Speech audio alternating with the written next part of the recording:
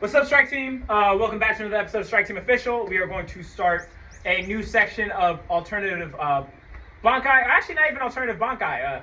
We're going to be going over Kanshu, which doesn't traditionally have a bunkai anyway. So we're just going to kind of go over everything and put a bunkai to it for you. So we're going to start off with the beginning of the kata, as always, which is that, fingertip strike.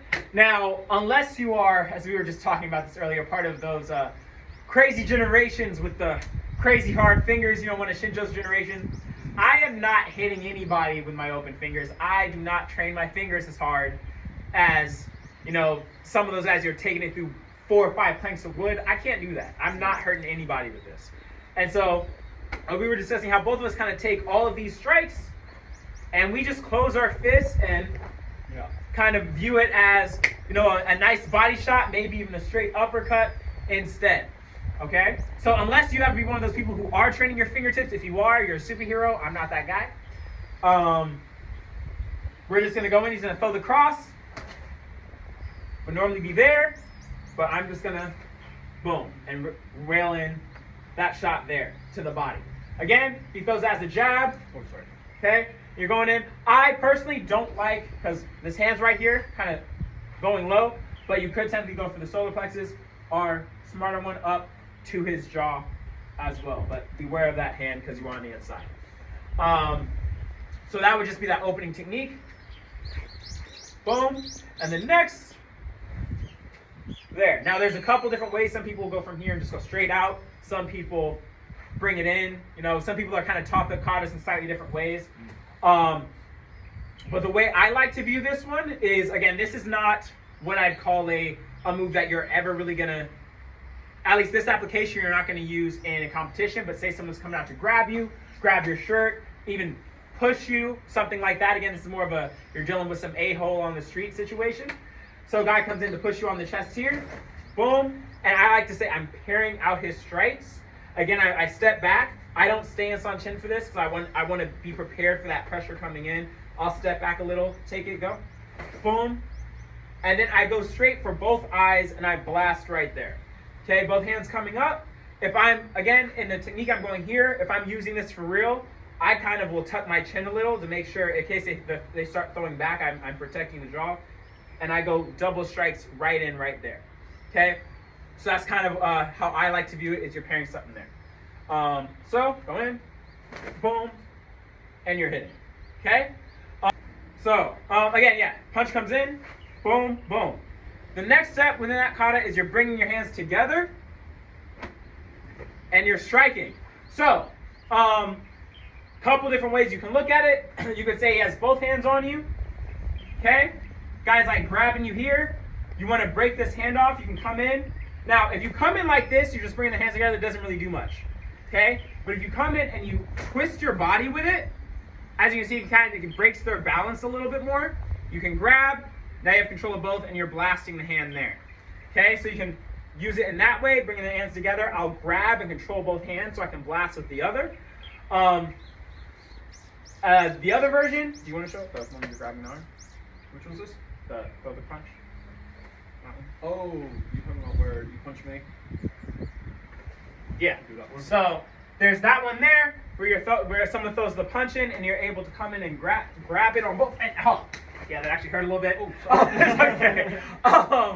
So we're able to grab it and you're able to go in and do a break. That is a very dangerous move. It requires pretty good timing. I've played with it. Never to that extent, because if I'm like in a situation where I'm sparring and you do that fast enough to make it work, it's really dangerous, it might hurt the person. But I have played with it to a point, if I'm here in my guard, right, I'm a southpaw, so my guard's out switch, and I'm here and the cross comes in, as it comes in, it's entering into the position of your hands. If you're one of the guys who has a hand, your guard's sort of out like this, which is a lot of time how my guard is, it'll be out, it enters the position. So if you're able to take your head offline, you're not doing much. You're just here in the position and your head's offline. You're already there. So it'll come in offline, and you've already kind of hit it, and you're able to bash that shot in, pull out and hit.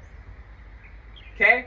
That is something that is it's dangerous to drill, but it is possible. And again, I've been in places where I'm sparring, and I spar for, like I said, I'm a southpaw, so I spar this way, where the punch comes, and I'm going against somebody who I'm not overly afraid of because I don't want to accidentally hurt anybody, and I've just gone like that to make sure I have the speed and the ability that if I can do this, I can do that.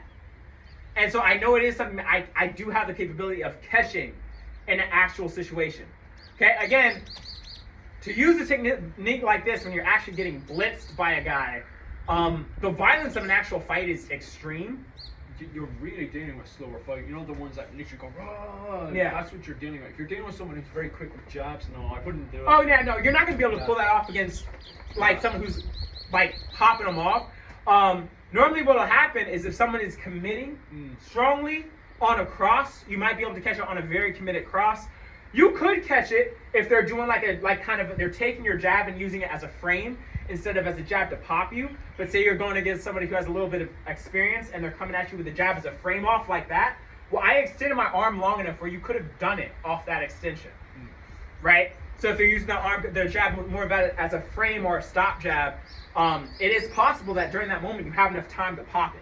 Okay, and again, you're not necessarily going to break their arm. You could, but I can tell you, you could easily hyperextend the elbow. It hurts. So that's something that could leave some damage over time if you don't just like straight break their arm in half. You know, that's not always going to be the situation.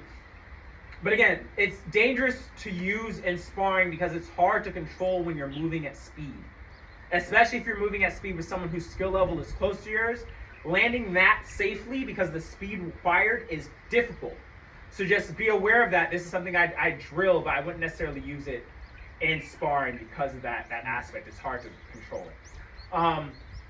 But yeah, just again to kind of go over the principles here. If the hands are already out, say your guard is one of the longer guard kind of situations where you're out probe in the air, punch will come in and it will enter the position already. So you don't have to go out and do a bit. It will enter, and literally the body turn does most of it for you. You're hitting that elbow right above it, and it's entering it for you. You can pull down now and strike. Okay? And again, it doesn't have to be a back fist. If you're here and as a southpaw, this is charge, I'm turning that thing over. Okay, I'm not using a back fist for it. Okay, so I like to always say think of the principle of the technique, not the exact thing. You don't have to do a back fist. You could be in a situation where a solid hook to the chin is available or something like that. It's another one of them situations where I rarely see it in combat sport because to get it into the position, the person would be jabbing, he's going to get that move, out of the way. But a drunk, how many times have you seen a drunk? They were always trying to do that because it's distance. They're like, whoa, whoa, whoa. And then they'll try to do it. And then whack. You've got them in and you're getting them down safely, you know? Yeah. So yeah, it might break their arm a wee bit, but you're safely putting them on the ground. Safely but with a broken arm. And their face is the concrete. But I actually do think that you could train this enough to pull it off in combat. I don't know the legality of it in every combat sport, but I know I do think that like you could pull it off if you were someone who drilled it enough in sparring. It's just a dangerous drill. But if you were like willing to like even go up and throw a jab here and just like snap there, I could easily see you being in the fight and going in and hitting like that. There are people who come in and the punches come in and they will hit the arm. That is a thing you do that has happened in combat sports. You do that same thing, but you just keep the other hand there. It's the same technique. And so I do think you could possibly pull it off. The issue is, do you want to be that guy? And again, I don't know the legality depending on what your sport is. Even me, I compete in Muay Thai. I don't know. I don't think that's actually legal. You can't armbar in Muay Thai, so I'd have to check. That's such a strange thing. I don't know if there's even a written rule for that. But I don't know how that would even fly. So I think that's also a situation with it. I think the closest would be maybe some MMA rules may allow something along that. Oh yeah, you can get away with MMA, Yeah. definitely. Muay Thai, I'm not sure because of the way the clenching is. I'm not sure. Yeah, because you can do some arm kind of lock things within clinching, but I don't know. Because all it is, like, if you're taking it from a combat sport thing, because you won't be able to pull off the whole move because you have somebody who's resistant and has good stance. They'll get out quick enough. But in Muay Thai, your goal is just to jab, lock it, you say. Could you get away with that? My question is, especially as someone else who's more knowledgeable, like I haven't competed in MMA, So if you have anyone who's watching who has, or anyone who has studied it, do you know the legalities of, because this is would be sort of like, it's a lock, like a submission, but there's no time to tap. It's just there. And I could be very wrong on this, but I believe there's a rule against submissions that don't give you time to like tap out of it.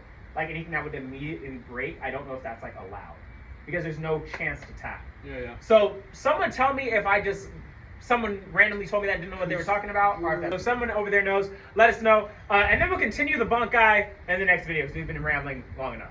All right, guys, see you next time. Oh, hold up. I forgot to say, please like, subscribe, okay? Hit that notification bell, because otherwise, even if you are subscribed, you're not going to figure out when I post my next video. So please hit that notification bell. And feel free to share this with anyone within your martial arts circles who you think would find value from it. I post these online hoping somebody can find value. And again, it's a teamwork effort. I don't claim to be the master or anything of that sort. I would love to see other people's opinions and ideas on how to apply everything and just kind of push the evolution of karate forward. That's what we're trying to do. So I appreciate you guys, and talk to you next time. Maybe just have to like, subscribe. Yeah. Brain, you have to remember their 5-second brains.